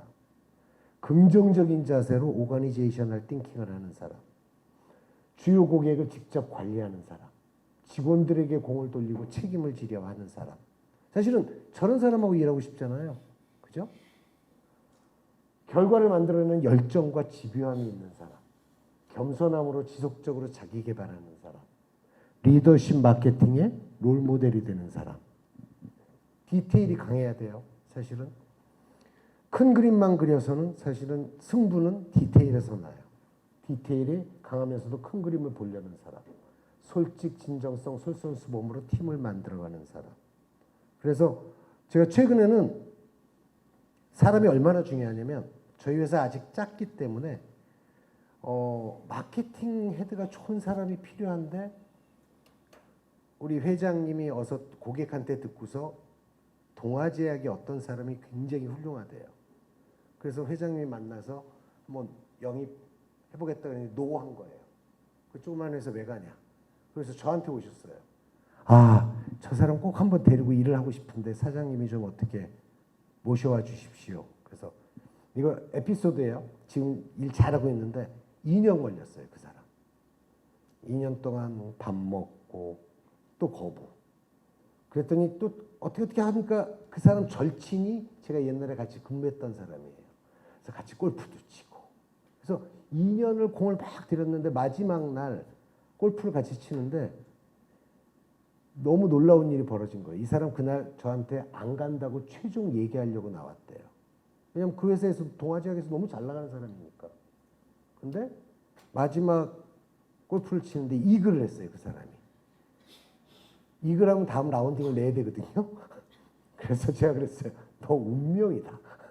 어떻게 이 어려운 홀에서 이글을 했냐. 이게 경사면에서 탁 쳤는데 공이 없어졌어. 가봤더니 들어갔더라고요. 네 팔자다.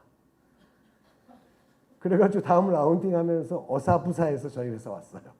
지금 그 사람 입장에서 잘 됐어요. 부장이었는데 지금 상무 됐어요. 저희 회사에서. 엄청나게 기여하고 있어요. 그래서 저는 사실은 실제로는 내가 꿈꾸고 내가 사람 리크루팅할 때 2년 걸린 건 처음이에요. 2년 동안 매달려서. 제가 오늘 약간 상태가 안 좋은 게 그 사람이 너무 열심히 일하니까 그 부인이 우리 회사 오는 거 반대했었어요. 근데 뭐 요즘에도 엄청 열심히 일해요. 밤에도 맨날 술 먹으러 다니고 뭐 일하고 막. 그래서 어제 사실은 그 부부를 제가 엔터테인을 했어요. 불러서 사모님한테도 얘기도 하고 좀 가정생활이 편안해야 더 열심히 일할 거 아니에요. 한번 생각해 보세요. 그런 면에서 사람이 정말 중요해요. 그 사람을 그래서 저는 요즘에 한미에서도 뽑아오고 뭐 동아에서도 데리고 오고 뭐 큰 회사에서도 3일에 계속 조인하고 있어요. 그래서 그런 면에서는 결국 사람이다.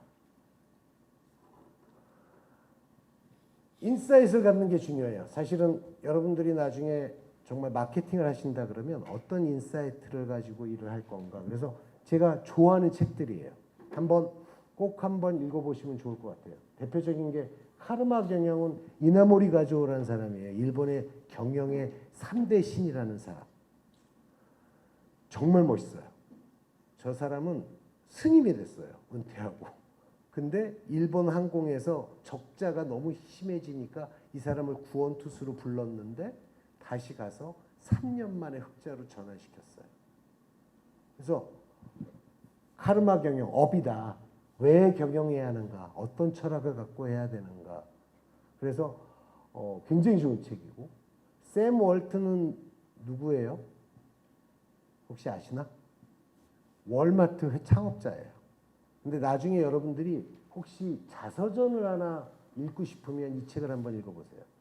불황 없는 소비를 창출하라. 그래서 월마트 회장이 그 당시 자기 생에 살아계실 때 전 세계에서 가장 큰 회사가 됐었어요.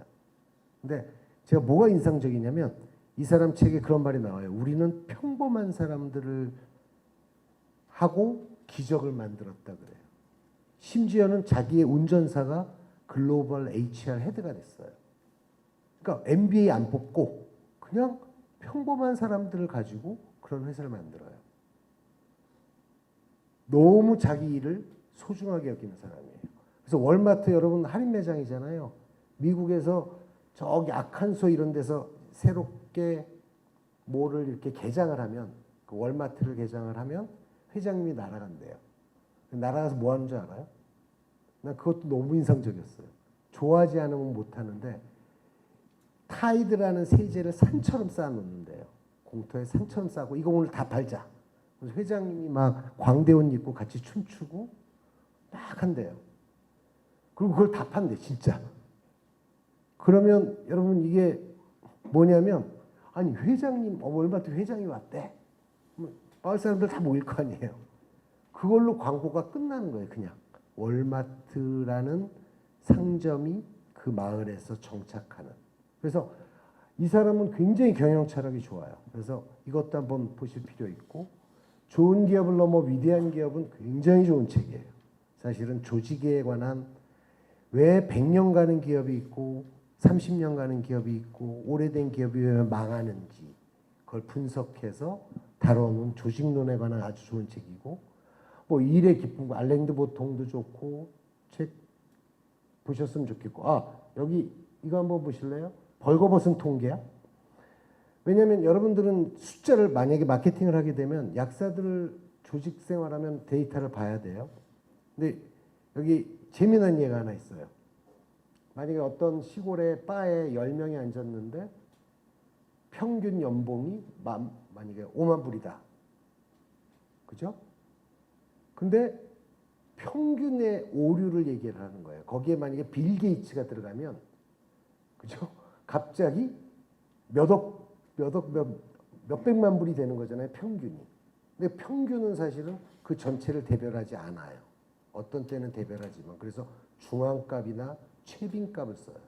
그래서 실제 여러분들이 데이터를 볼 때 이 벌거벗은 통계를 한번 읽어보시면 굉장히 재밌어요. 우리가 왜 숫자의 오류, 뉴스 같은 거 볼 때도 굉장히 다른 기자들이 얘기하는 저 숫자가 어떤 의미인지를 다시 새겨볼 수 있어요. 유쾌한 이노베이션. 저것도 한번 여러분들 창의적이고 싶다 그러면 한번 볼 만한 책이에요. 왜냐하면 아이데오라는 미국의 유명한 디자인 회사인데 사실은 하도 창의적이어서 미국 방송사가 거기를 취재를 갔어요.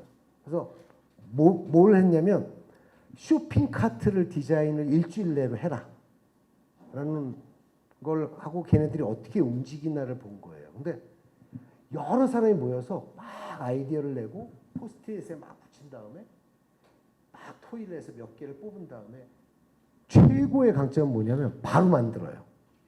그걸 파일러팅이라고 얘기해도 좋고 프로토타입을 만드는 거예요. 그래서 그냥 머릿속으로만 생각하는 게 아니고 만들어서 정말 일주일 만에 기가 막힌 쇼핑 카트를 만들어냈어요. 그래서 이노베이션에 관한 아주 실제적인 재미난 책이고 야생의 고객 불시 원투 파는 것이 인간이다. 딜리버링 해피니스는 여러분도 알 수도 있을 것 같은데 토니 쉐이라고 자포스라는 회사를 만든 사람이에요. 자포스가 뭐 하는 데냐면 신발 파는 회사예요. 근데 이 회사를 만들어서 저 사람이 아마존에 몇 조에 팔았어요. 그 조그만 회사를. 왜? 딱 두 가지 나중에 한번 읽어보세요. 어떤 사람을 뽑냐면 산악 신발을 파는 사람은 산악을 즐기는 직원을 뽑아요. 그러면 열정적으로 자기가 고객을 응대하는 거예요. 내가 좋아하니까. 그리고 고객 서비스를 어느 레벨까지 하냐면 전화가 왔는데 우리 게 없으면 경쟁 회사 소개도 해줘요. 그 직원들은. 그래서 토니 씨의 친구들이 네 회사가 정말 그러냐? 그러고서 어느 학회 날 전화를 했대요. 피자를 따뜻하게 먹을 수 있는 지금 호텔인데, 그러니까 토니 씨라고 안 하고, 응? 무슨 신발 파는 회사한테 피자를 물어봐요. 근데 그 직원이 찾아서 알려주더래요. 그래서 기왕이면 거기서 사는 거예요. 그래서 어마어마한 어떤 고객에 대한, 우리는 행복을 팝니다. 행복을 딜리버리 합니다라는 딜리버링 해피니스라는 책이 있어요. 그래서 한번 여러분들이 마케팅에 관심 있고 영업에 관심 있고 커리어에 관심 있으시다 그러면 한번 이런 책들도 한번 읽어보시면 좋을 것 같아요. 제가 몇 가지만 더 얘기하고 좀 더 얘기해도 되죠. 그래서 결국은 한 번에서 성공할 수는 없어요. 실패를 거듭해야 되는데 많은 작은 실패가 모여 발전을 이루어요. 전 이걸 어떻게 생각하는 줄 아세요? 제 보스가 한 말이에요. Success is a series of failure다. 성공은 여러 가지의 실패가 모인 게 성공이다. 근데 왜 사람들은 실패해서 배우지 못할까? 제가 이게 숙제예요. 우리 직원들이 실수를 반복하거나 그럴 때. 그래서 제가 직원들한테 이 얘기를 해요. 나의 실패라고 인식을 못하기 때문에 못 배우는 거예요. 내 실패다. 내 조직의 문제가 아니고 영업사원의 문제가 아니고 환경의 문제가 아니라 내 실패라고 생각했을 때 내가 거기서 배우고 성장할 수가 있어요. 그래서 마케팅은 어쩌면 끊임없는 실패의 반복이고 그것들에서 배워서 성공하는 과정이라고 저는 생각합니다. 그래서 일을 해놓고 신바람이 안 나는, 제가 이게 직원들한테 제일 많이 혼내는 게 이런 때예요. 그냥 해놓고 기다리는 직원들. 편안하게 진행해요. 안 돼도 평온해요. 심지어 실패라는 인식도 없어. 그리고 주로 조직 탓해요. 아, 회사가 돈을 적게 줘서 뭐 환경이 어쩌고. 이 리액티브한 거는 사실은 그 개인의 성장에 굉장히 장애가 돼요. 또는 투 옵티미스틱해요. 목표 없어요. 그냥 진행해. 이번 달에 몇 개 하고 이번 주에 몇 개 하고 뭘 하겠다는 구체적인 목표가 없는 경우, 잘 될 거라는 근거 없이 그냥 나이브한 태도, 또는 안 될 거라고 속단하는 경우, 플랜 B 없어요.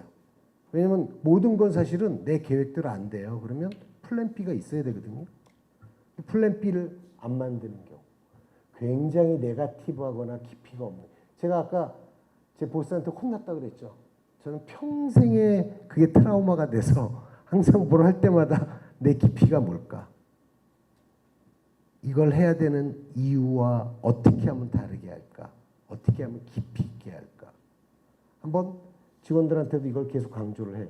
그래서 좋은 실행의 원칙은, 이건 제가 제약 바이오협회에서 강의할 때 썼던 거예요. 한번 생각해 보세요. 1번, 커스터머의 니즈가 잘 들어가 있냐? 영업사원들한테 결국 이걸 팔아야 되는데 그들의 의견이 충분히 반영됐냐? 그래서 인터널 셀링이 돼 있냐? 그 다음은 플랜 B를 갖고 있냐? 분명히 난관에 봉착했을 때 어떻게 준비하고 있냐? 그 다음에 만든 다음에는 된다라고 확신하고 막 전도사가 돼야 돼요. 직원들한테 이거 된다, 이 프로그램 된다, 이렇게 갈 수 있다. 그 다음에는 모니터링을 철저히 해야 돼요. 그래서 실제로는 이 원칙만 잘 굴려가도 많은 프로그램을 성공할 수 있어요. 그래서 제가 좋아하는 건 이런 거예요. 욕심이나 간절함을 가지고 깊이 있게 하는 거고, 파일러팅 해야 돼요. 아까 그 아이디어라는 회사가 아이디어만 있는 게 아니라 그냥 만들어보고 개선해야 돼요. 그래서 성공 사례 만들고 진행하는 꾸준함을 가지고 한다 그러면, 사실은 약사로서 제약회사에서 일한다는 건 굉장히 관점이 있어요. 건축사가 건축회사에서 일하면 강점이 있듯이 약사는 사실은 약에 대한, 여러분들은 약대생들은 그런 거에 대한 지식을 갖고 있기 때문에 사실은 제약회사에서 더 많은 약사가, 요즘에 좀 준 것 같아서 저 개인적으로는 더 많은 기회를 여러분들이 경험하시고 만들어 가셨으면 좋겠습니다. 그래서 오늘 막 얘기한 게 작은 도움이나마 되었으면 하는 바람입니다. 감사합니다. 혹시 질문 있으세요?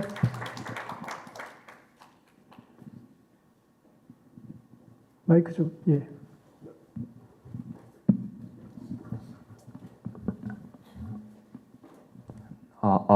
네, 안녕하세요. 강연 좋은 강연 해주셔서 감사합니다. 저는 주체적이고 성공적인 인생을 살고 싶어하는 20대들에게 이제 대표님께서 이 인생에 가장 가치 있는 20대의 시간을 어떻게 보내면 좋을지 조언해 주시면 감사하겠습니다. 너무 어려운 얘기인데.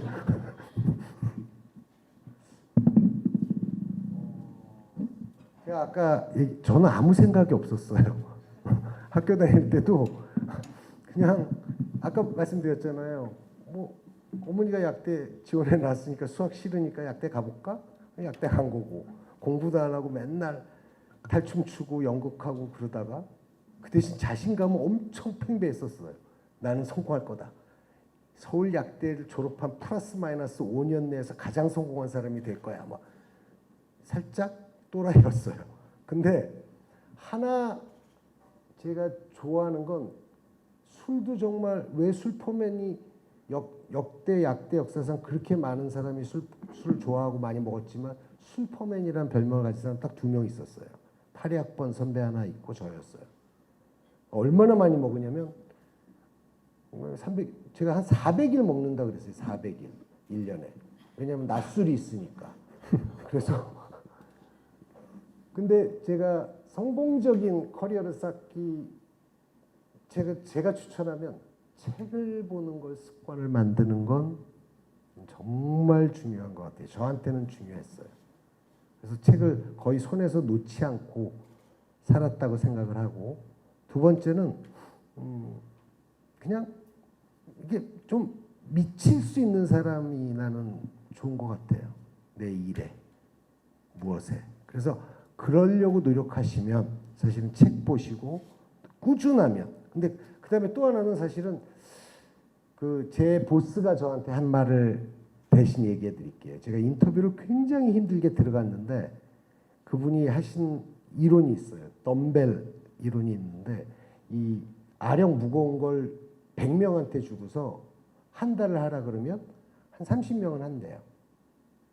근데 1년을 하는 사람 몇 명 없대요. 1년을 매일 100개씩. 근데 그분이 저한테 강조한 게 그거예요. 인생에서 좋은 습관을 만들면 너는 성공한다. 이게 왜 되냐면 나중에 한 6개월쯤만 버티면 안 하면 아파요. 그죠? 그럼 이거 계속 하는 거야. 그럼 건강해지는 거고. 근데 그 벽을 못 넘어요. 대부분. 많은 사람들이. 그래서 여러분들이 한번 난 뭔가 성공하고 싶고 뭘 해보고 싶다 그러면 책 보는 거 습관. 두 번째는 뭔가 꾸준히 결과가 날 때까지 꾸준함을 갖는 거. 그게 제일 중요한 것 같아요.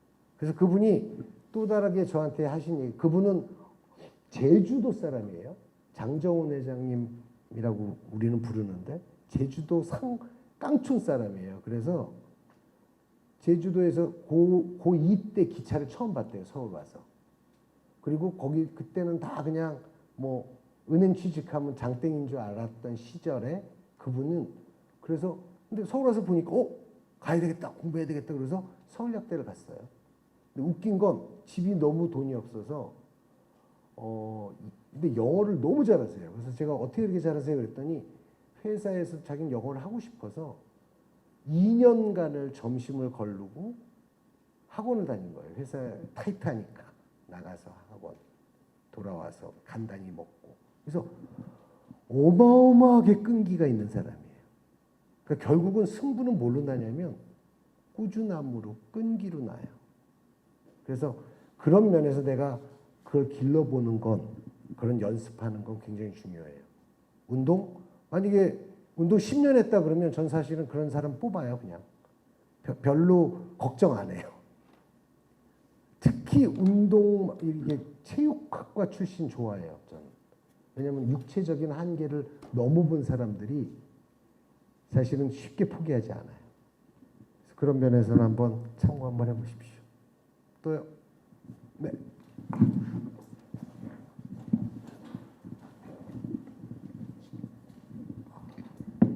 일단은 저는 경북대학대를 다니고 있는 박소연이라고 하는데요.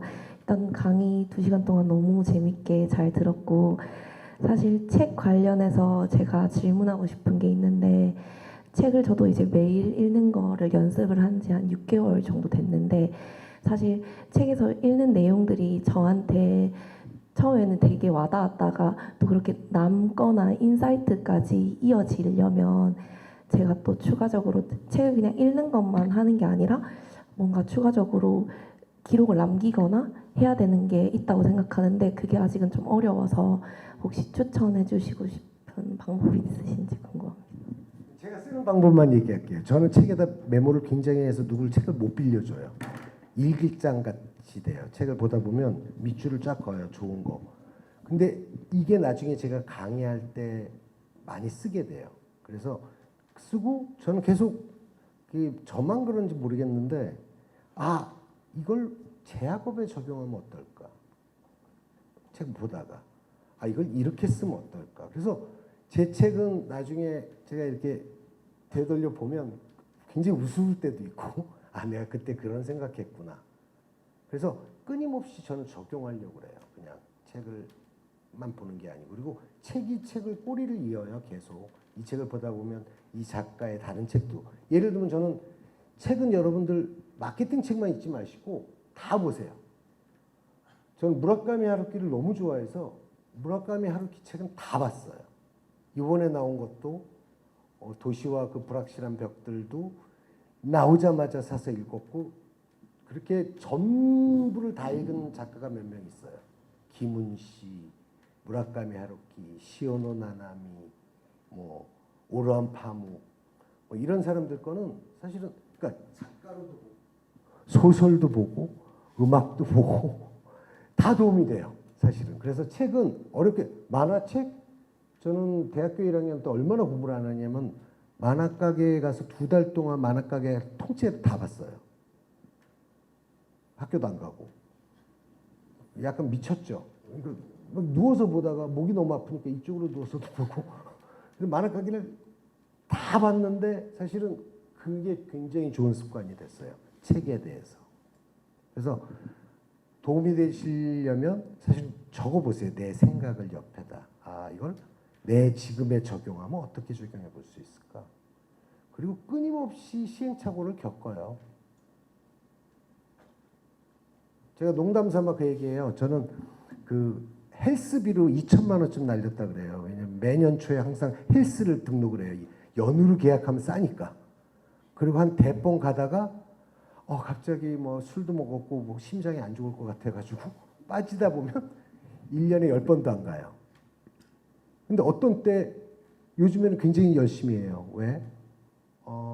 술을 더 건강하게 먹으려니까 체력이 필요하더라고요. 그래서 담배도 피고 그래서 열심히 헬스해요. 그러니까 자기가 의미를 부여하는 거에 따라 달라요. 그래서 책은 제가 부탁은 자기 거랑 자꾸 생각 결국 마지막 승부는 어디서 나냐면 생각하는 파워예요. 여러분들이 얼마나 깊이 있게 생각할 수 있고 다르게 생각할 수 있고 하는 거에 따라서 그래서 책이 도움이 되는 거고 적용을 계속 해보셔야 돼요. 네.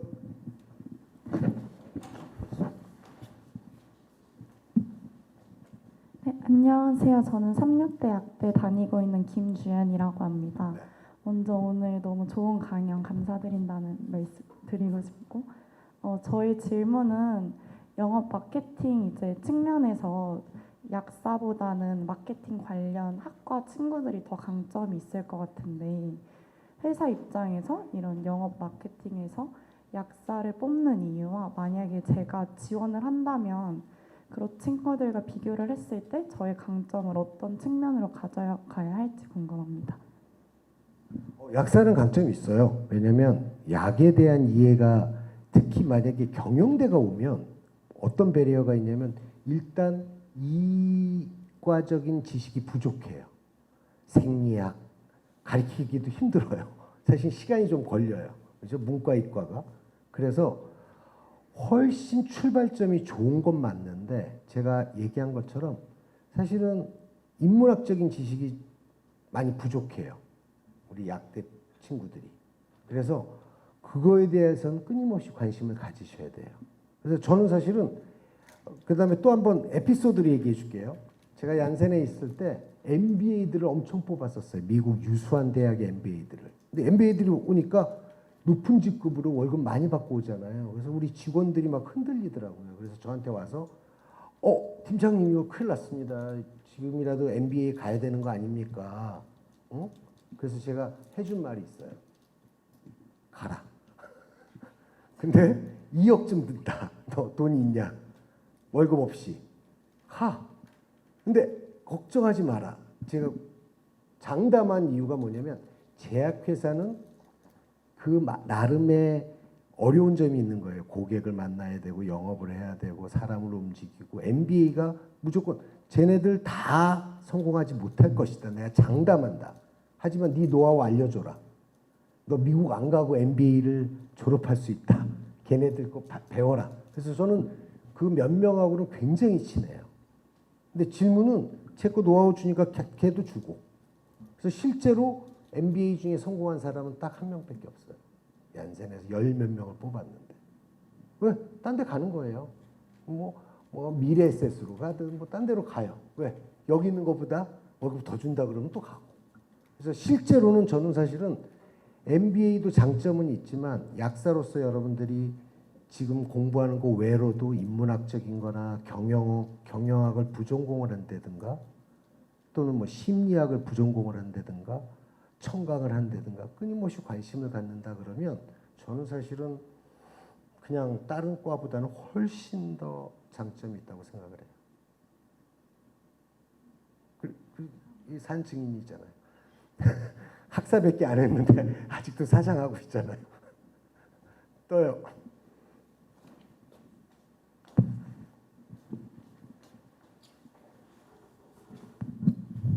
네, 안녕하세요. 고려대학교 21학번 박민경입니다. 네, PPT에서 어떤 사람이 마케팅을 해야 되냐라고 적혀 있는 부분이 있었는데 거기에 제일 먼저 적힌 게 뭔가를 통합하고 주도하고 차별화하고라고 적혀 있었거든요.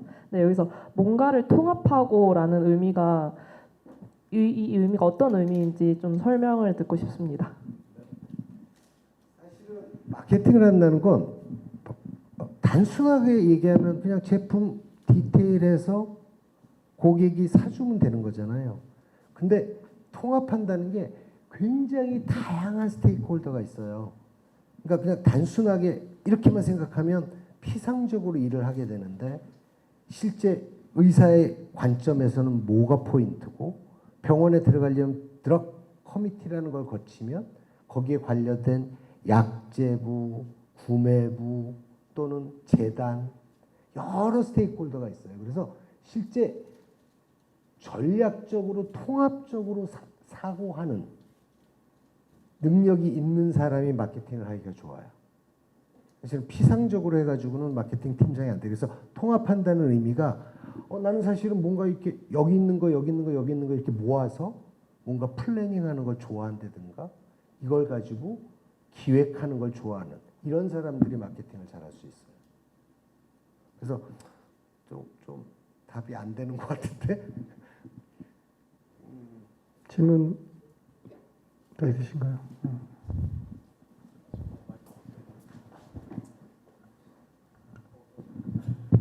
네, 우선 좋은 강연 해주셔서 정말 감사드립니다. 영어 마케팅에서 제가 생각했을 때 가장 중요한 또 강연에서 이제 말씀해 주셨던 게 고객의 인식을 각인시키고 또 발상의 전환을 좀 발생하는 게 중요하다고 말씀해 주셨는데 그런 인식에 관해서 가장 핵심이 무엇이라고 생각하시는지 궁금합니다. 모르겠어요. 저도 끊임없이 계속 생각하는데 잘 모르겠어요. 여러분들 그 커피 믹스 사례가 하나 있어요. 케이스가 커피 믹스는 우리 그냥 편안하게 사잖아요. 그리고 유명한 모델로 광고를 하잖아요. 근데 남양에서 한번 이 커피 시장을 흔든 적이 있어요. 뭐라고 흔든지 여러분들 옛날 케이스라 굉장히 마케팅에서 재미난 케이스예요. 카제인 나트륨이라는 걸 끄집어냈어요. 그게 프림 같은 거예요. 프림. 실제로 식품에 굉장히 많이 쓰는 안전한 거예요. 근데 광고에 카제인 나트륨이 들어간다고? 그랬더니 사람들이 이렇게 생각하고 화학물질이 들어갔어? 우리는 그게 안 들어갔습니다. 해가지고 사람들의 어떤 꾸준히 이루어지는 관성을 딱 한번 부신 적이 있어요. 그래서 남양이 엄청나게 쉐어가 올라간 적이 있어요. 예전에. 근데 물론 그게 진실된 게 아니기 때문에 나중에 다시 되돌아왔는데 이 포인트가 뭐냐면 인식에서 관성적으로 갖고 있는 사고를 부시기 위해서 뭔가 충격적인 요인도 있고 어떤 데이터도 있고 이러지만 사실은 잘 모르겠어요. 이게 감성적인 요인, 이성적인 요인, 수많은 요인들이 복합적으로 작용을 해요. 여러분들이 제품에 대해서 퍼셉션 갖고 있는 것도 똑같아요. 근데 제가 아까 왜 애플 쓰냐? 저는 사실은 특별한 이유 없이 옛날에 락포트라는 신발을 좋아했어요. 락포트라는 미국 브랜드의 가벼운 신발이 있어요. 이런. 근데 그 신발이 그 당시에도 한 20몇만 원 했었어요. 근데 그게 랜드로버보다 진짜 그만큼 가벼운지 그만한 가치가 있는지를 우리는 생각하지 않아요. 그냥 이게 좋은 거야. 신어봐서 좋고 가볍고 약간 이거 신으면 좀 부유티해 보이고 그래서 실제 퍼셉션에 영향을 주는 건 굉장히 많은 요인들이 있어요. 그래서 저도 아직 찾아가고 있어요. 그게 뭔지. 근데 그걸 하기 위해서 사실은 마케팅을 하는 거예요. 때로는 예를 들면 이래요. 신약이 나면 외국에서 유명한 연자를 불러서 그 사람이 임상한 경험들을 공유를 시켜요.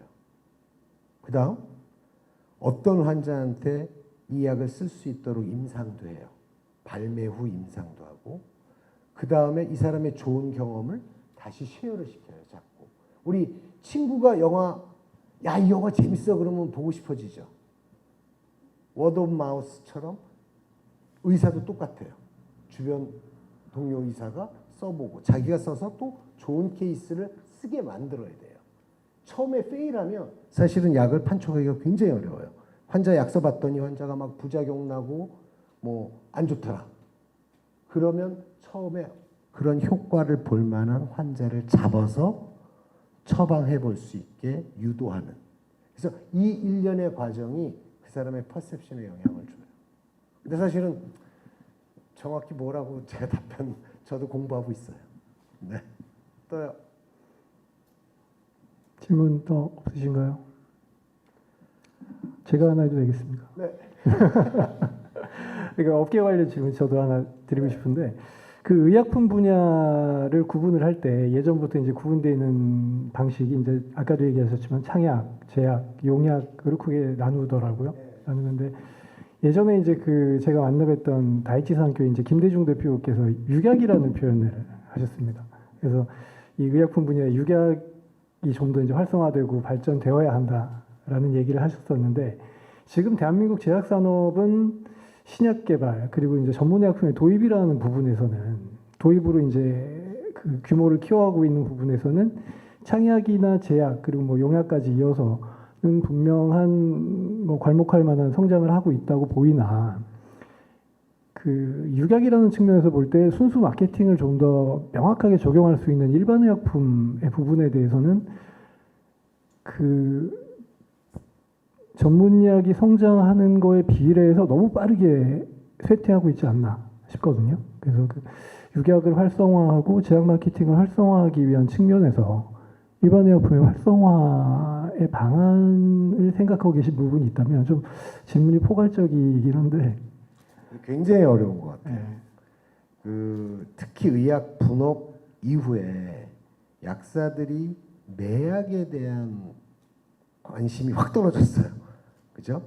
그러니까 이게 어떤 일반 의약품을 약사가 이렇게 환자들한테 하는 거에 대해서 사실은 전 그게 하나 큰 팩터인 것 같아요. 예전에는 사실은 의약분업 전에는 제가 처방도 했지만 사실은 약을 권매를 할 수가 있는 거거든요. 이런 약을 드시면 좋습니다. 근데 지금은 처방전 디펜던스가 너무 높아서 그런 것들을 어떻게 더 육성을 해야 될까? 약사들의 관심이든 체계적인 이런 것들을 해야 된다 생각을 하는데 회사들 입장에서는 일반 의약품이 굉장히 레드오션이라고 생각해요.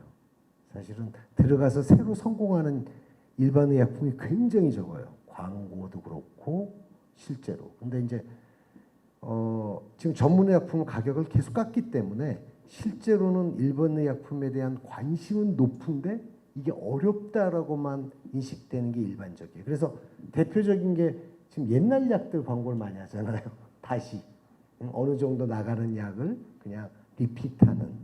그래서 최근에 일반 의약품으로 뭐 동화약품의 이치 정도 나머지 크게 기억나는 게 없어요. 블록버스터가 되는.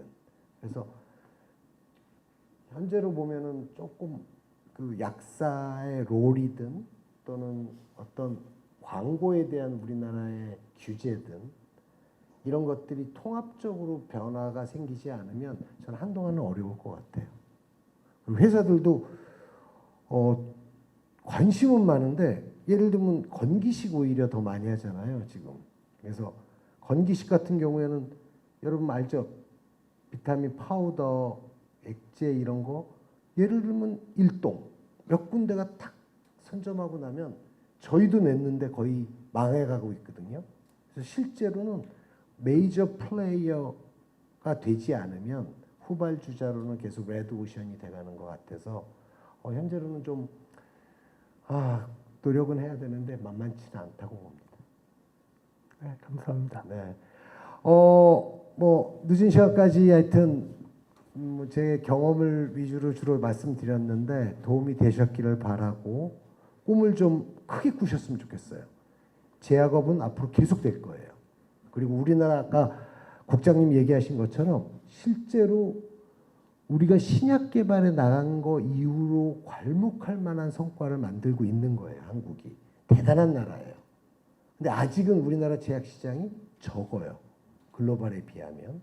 근데 여전히 많은 벤처든 제약회사들이 R&D를 하고 있고 약사들의 롤이 더 중요해요. 그래서 향후에는 사실은 여러분들이 만약에 직업을 선택한다 그러면 제약회사 영업 마케팅 저는 사실은 굉장히 강력하게 추천드리고 그걸 위해서 미리 준비하신다 그러면 어느 과보다도 사실은 더 의사들 꽤 많이 나오고 있어요, 여러분들.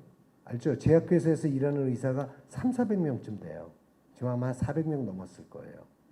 왜? 거기도 차니까 제약회사로 와요. R&D 파트에 주로 많이 들어가는데 예를 들면 LG에 지금 계시는 이동수 사장님 같은 경우에는 의사면서 파이자 사장까지 했고 아시아 사장까지 했어요. 약사는 훨씬 더 많아요, 사실은. 그런 면에서 여러분들이 그 꿈을 이어서 멋지게 제약 산업을 발전시켜 주시길 바랍니다. 마칠게요. 감사합니다.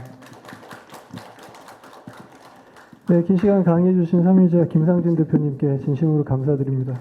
그 대표님께 다시 한번 박수 부탁드리겠습니다. 네, 긴 시간 함께해 주신 학생 여러분께 또 감사를 드립니다. 이것으로써 명사특강 11회차 행사를 마무리하도록 하겠습니다. 잠깐 공지 드리면 다음 달 열리는 명사특강은 시즌 1의 이제 마지막 행사입니다. 12번째 행사고 연자로는 이제 계속 그 일정이 안 맞으셔서 이제 딜레이가 되셨던 이제 원희목 전 국회의원이시자 제약바이오 협회장과 그리고 이제 역시 IMS 데이터 대표를 거치시고 지금 이제 현재 한국혁신의약품 컨소시엄 대표로 계세요. 허경화 대표님이라고 두 분 다 이제 서울약대 나오신 선배님들이신데 여러분에게 좋은 이야기를 들려드릴 수 있도록 저희가 행사를 준비하도록 하겠습니다. 네, 재밌는 강의였는데 오늘 많이 못 오셔서 이제 좀 더 아쉽기도 하고 그러네요. 하여튼 함께 해주셔서 감사하고 다음 달에 또 뵐 수 있었으면 좋겠습니다. 조심해서 돌아가시기 바랍니다. 감사합니다.